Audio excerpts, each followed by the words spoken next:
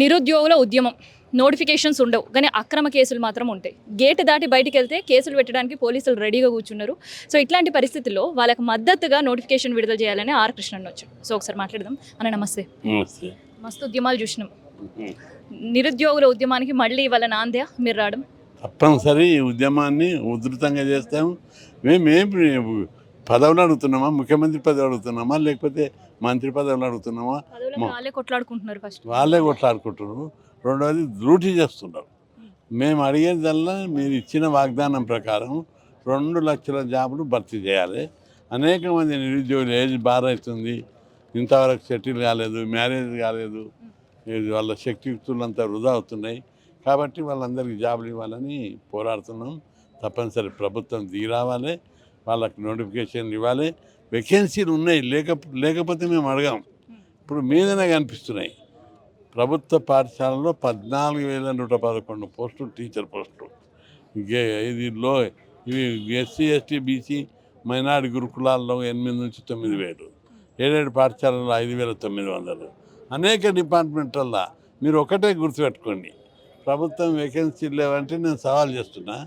Out సోర్సింగ్లో జీతాలు మీరు ఒక్క ఫైనాన్స్ బటన్ నొక్కండి, వాళ్ళు ఎంతమంది నెలకు అవుట్ సోర్సింగ్లో జాబులు సాలరీ చేస్తుంటే 5 లక్షల మంది అవుట్ సోర్సింగ్ కింద సాలరీ తీసుకుంటారు. అంటే అన్ని వేకెన్సీలు ఉన్నట్టే కదా. పర్మనెంట్ జాబులు తీయాలి, అన్ని అవుట్ సోర్సింగ్ టెంపరీ కింద పని ఎలా తీసుకుంటున్నారు. కాబట్టి చాలా పెద్ద ఎత్తున అన్యాయం జరుగుతుంది. సో ఒక పక్క విద్యా వ్యవస్థని పూర్తిగా సమూలంగా మార్చేస్తాం, ప్రైవేట్కి ధీటుగా చేస్తామంటారు. గ్రౌండ్ రియాలిటీ ఏంటన్నా? అసలు విద్యా వ్యవస్థ టీచర్లను భర్తీ చేయకుండా మీరు ఏ స్కూల్కో టీచర్లు లేరు.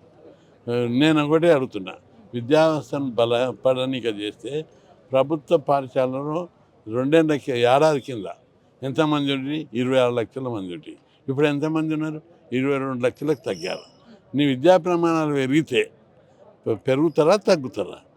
ప్రైవేట్ పాఠశాలలో 32 లక్షలు ఉంటే 38 లక్షలకు వేరు.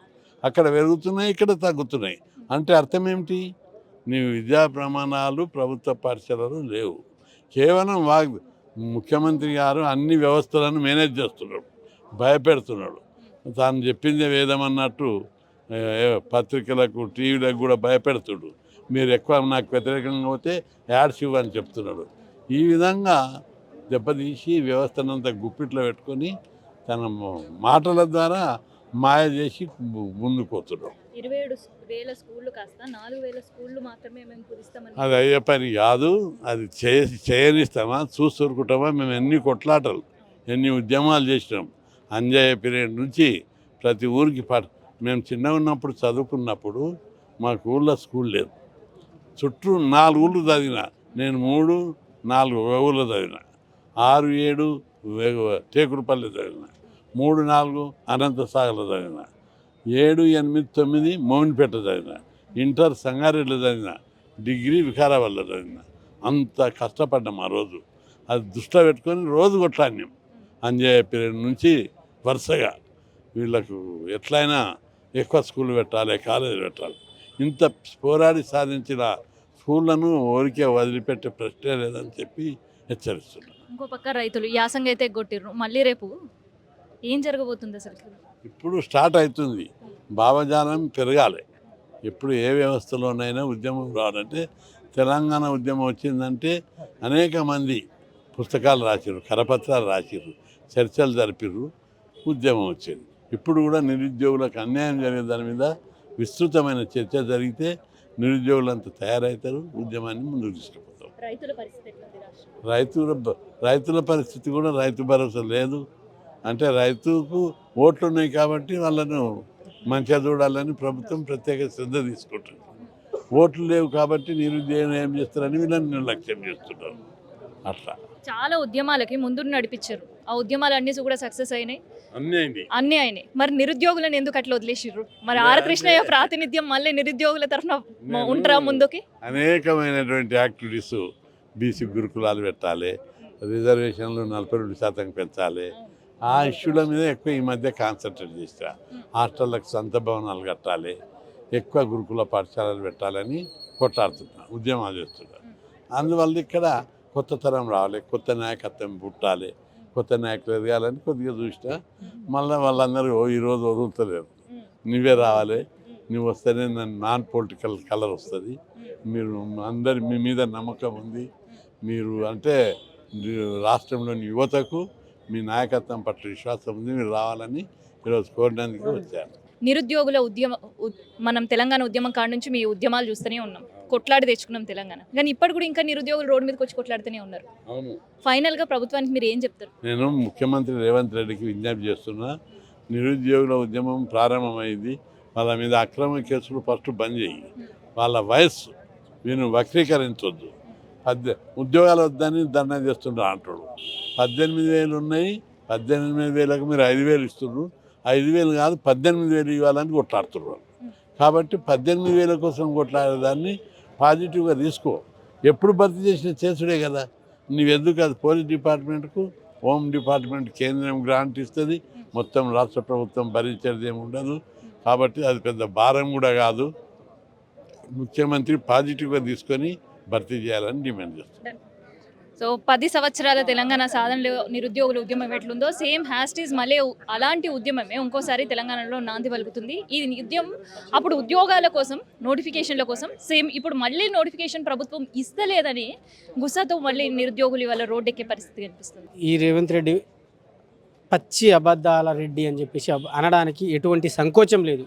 ఎందుకంటే ఎన్నికల ముంగట 2 లక్షల ఉద్యోగాలు అని చెప్పేసి, ఏడాదిలోపు జాబ్ క్యాలెండర్ అని చెప్పేసి, తర్వాత మెగా డిఎస్సి అని చెప్పేసి, తర్వాత మాకు నిరుద్యోగ భృతి అని చెప్పేసి ఎన్నో కళ్ళబుల్ల హామీలు అన్నీ ఇచ్చేసి మమ్మల్ని మోసం చేసిండు రేవంత్ రెడ్డి.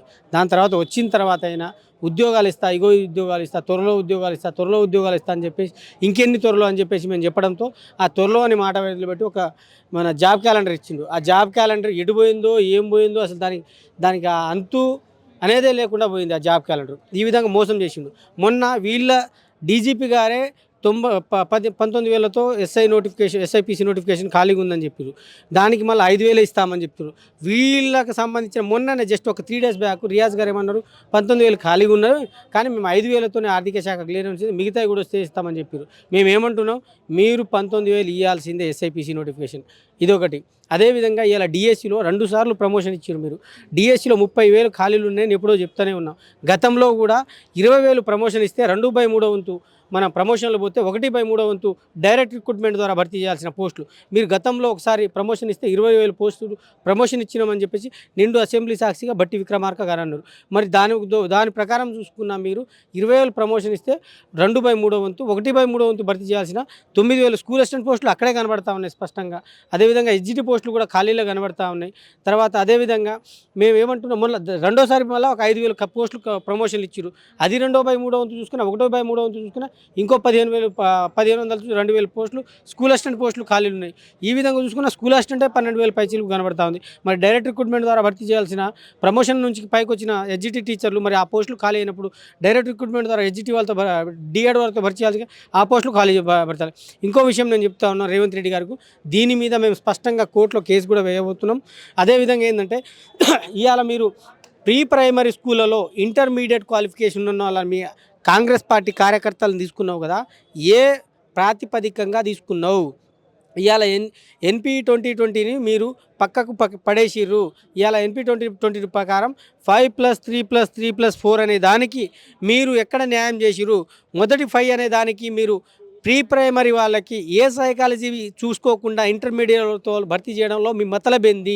మీ వాటా ఏంది? మీ కార్యకర్తలకే ఇస్తున్నారా చెప్పాలి. ఇలా ఎస్జిటి చెప్పుకోవడానికి బీఈడి సైకాలజీ చదివిన బీఈడి వాళ్ళకి అర్హత లేనప్పుడు మరి ప్రీ ప్రైమరీలో చెప్పే 1-2 క్లాస్ వాళ్ళకి ఏ అర్హతతో వాళ్ళకు మీరు ఆ ఉద్యోగాలు ఇస్తున్నావు? మీరు చెప్పాల్సిన బాధ్యత ఈ ప్రభుత్వం మీద ఉంది. లేకపోతే మీరు బరాబర్గా మీరు ఎంత వాటా తీసుకుంటున్నారో వాళ్ళ దగ్గర నుంచి ఎంతెంత ముడుపులు తీసుకుంటున్నారో అది కూడా స్పష్టంగా తెలియజేయాలని చెప్పేసి రేవంత్ రెడ్డికి హెచ్చరిస్తా ఉన్నాం.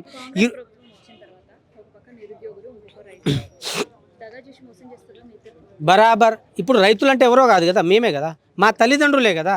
ఇప్పుడు యూరియా ఇస్తలేరు, అక్కడ వడ్లు కొంటలేరు, వాళ్ళ ధాన్యం అమ్మితేనే కదా ఆ పైసలు మాకు పంపిస్తారు. ఆ పైసలు వాళ్ళ వాళ్ళ రక్తాన్ని చెమట చుక్కగా మార్చి ఇవాళ ధాన్యం పండిస్తే ఆ ధాన్యం కూడా ఇలా గంగపాల అవుతా ఉన్నాయి. మరి దాంట్లో ఆ పైసలు మాకు పంపించేది ఎవరు? మా తల్లిదండ్రులు వ్యవసాయ కుటుంబం నుంచి వచ్చిన వాళ్ళగా ఎవరికి మోసం చేసినట్టు? మమ్మల్నే కదా మోసం చేసింది. ఇవాళ రైతు భరోసాలు ఇవ్వట్లేదు. మా తల్లిదండ్రులు మోసం చేసినట్టే మేము మోసపోయినట్టు, ఉద్యోగాలు రావట్లేదంటే మేమే మోసపోయినట్టు. ఈ ఈ జనరేషన్కి సర్వనాశనం చేస్తూ ఉన్నాయి ఈ ప్రభుత్వాలు. గతంలో కూడా నీళ్లు నిధులు నియామకాలని కాన్సెప్ట్ పెట్టినాం. వీళ్ళ అబద్ధాలతోనే గతంలో డిసెంబర్ 9న ప్రకటన చిదంబరం గారు చేసి మళ్ళీ డిసెంబర్ 21న వెనక్కి తీసుకోవడం వల్ల ఇలా 1200 మంది ఆత్మ బలిదానం చేసుకున్నారు ఈ కాంగ్రెస్ ప్రభుత్వం వల్ల. మళ్ళీ 2 లక్షల ఉద్యోగాలు ఇస్తామని చెప్పేసి మాట్లాడి ఇలా ఉద్యోగాలు ఇవ్వకపోని పరిస్థితులు ఇలా 18 మంది నిరుద్యోగులు చనిపోయారు ఈ కాంగ్రెస్ ప్రభుత్వం వల్ల కాదా? ఇవాళ మమ్మల్ని తిడతా ఉన్నావు కదా, మీరు ఎంట్రీని తాగండి బాయిలో దూకులు అనేసి. నీలాంటి వాళ్ళు చావాలి. మూటలు మోసినావు, పైసల మూటలు మోసినావు, ఓటుకు నోటు కేసులో పైసల మూట మోసినావు. రేవంత్ రెడ్డి నువ్వు ఇలా తెలంగాణ వాదుల పైన రాళ్లతో కొట్టిన రేవంత్ రెడ్డి నువ్వు చావాలి. నువ్వు దాగి ఎంట్రీని దగ్గర చావాలి. మా నిరుద్యోగులకు ఏం అవసరం? నువ్వు బావిలో దూకి చావాలి. మా నిరుద్యోగులకు ఏం అవసరం? ఖబర్దార్ రేవంత్ రెడ్డి గారు, మీకు ఎంత మర్యాద ఇచ్చినావో ముఖ్యమంత్రిగా ఆ మర్యాదను కాపాడుకోవడం ఉత్తమం. ఎందుకంటే ఇవాళ నువ్వు చదువు రాని వాళ్ళ దగ్గర ఏదైనా మాట్లాడుకో, తొండలు ఇడ్చుకో, ఏమైనా ఇడ్చుకో, కానీ మేము చదువుకున్న వాళ్ళ దగ్గర నువ్వు మాట్లాడే మాట, నీ పద్ధతి బరాబర్గా ఖచ్చితంగా మంచిగా ఉండాలి. నీకు చదువు రాదేమో కానీ నేను మూటా మేస్త్రి, నేను గుంపు మేస్త్రి అని చెప్పుకుంటున్నావు కదా, ఆ గుంపు మేస్త్రి మాటలు నిరుద్యోగుల విషయంలో మాట్లాడదని చెప్పేసి రేవంత్ రెడ్డికి హెచ్చరిస్తా ఉన్నాం. ఇప్పటికి దాదాపు 2 నెలలు అవుతుంది. సీఎం చెప్పినప్పటి నుంచి 5000 పోస్టులు ఇస్తా అని ఎప్పుడైతే చెప్పిండో అప్పటి నుంచి దిల్సుఖ్ నగర్ కానీ, చిక్కడపల్లి కానీ, అశోక్ నగర్లో కానీ మేము ధర్నాలు చేస్తున్నాం. ఏమని చేస్తున్నాం అంటే 5000 వద్దు 19,000 ముద్దు అని ధర్నాలు చేస్తుంటే ఆయన నిన్న రైతు బంధు కార్యక్రమం మీటింగ్లో ఏమన్నాడంటే, నేను ఉద్యోగాలు ఎక్కువ ఇస్తున్నా, ప్రపంచంలోనే భారతదేశంలోనే ఏ స్టేట్ ఇవ్వలేదు అన్ని ఉద్యోగాలు నేను ఇచ్చినా అంటుండు. ఎన్ని ఉద్యోగాలు ఇచ్చిండు? నువ్వు ఎక్కువ ఉద్యోగాలు ఇచ్చి ఉంటే లోయెస్ట్ పచ్చి అబద్ధాలు మాట్లాడుతున్న ఏ స్టేట్లో అయినా సీఎం అయినా ఉన్నారంటే అది నువ్వే. గుర్తుపెట్టుకో రేవంత్ రెడ్డి, మేము ఏనాడు ఉద్యోగాలు ఎక్కువ అయ్యాయని మేము ధర్నాలు చేయలేదు.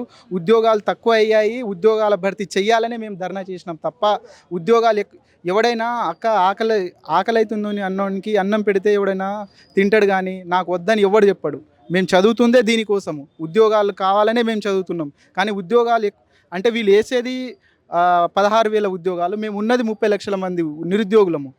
ఉద్యోగాలు ఎక్కువైతాయా తక్కువ అవుతాయా? సో మేము ఉద్యోగాలు భర్తీ చేయాలని మేము నిరసన కార్యక్రమాలు చేస్తుంటే ఇతనేమో ఉద్యోగాలు ఎక్కువ.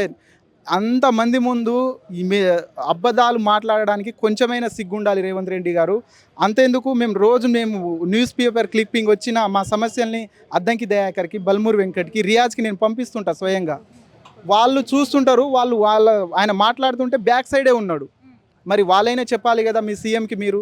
అంటే కనీసం అది ఏం మాట్లాడినా మా సీఎం రంగుల ఊసరవెల్లిలే కానీ అనుకుంటారేమో వీళ్ళు. ఖచ్చితంగా బిడ్డ మీరు ఉద్యోగాలు భర్తీ చేయాలి. ఉద్యోగాలు భర్తీ చేయకుంటే మిమ్మల్ని వెంబడిస్తాము, వేటాడిస్తాము. మా ఉద్యోగాలను మేము సాధించుకుంటామని తెలియజేస్తా ఉన్నాం.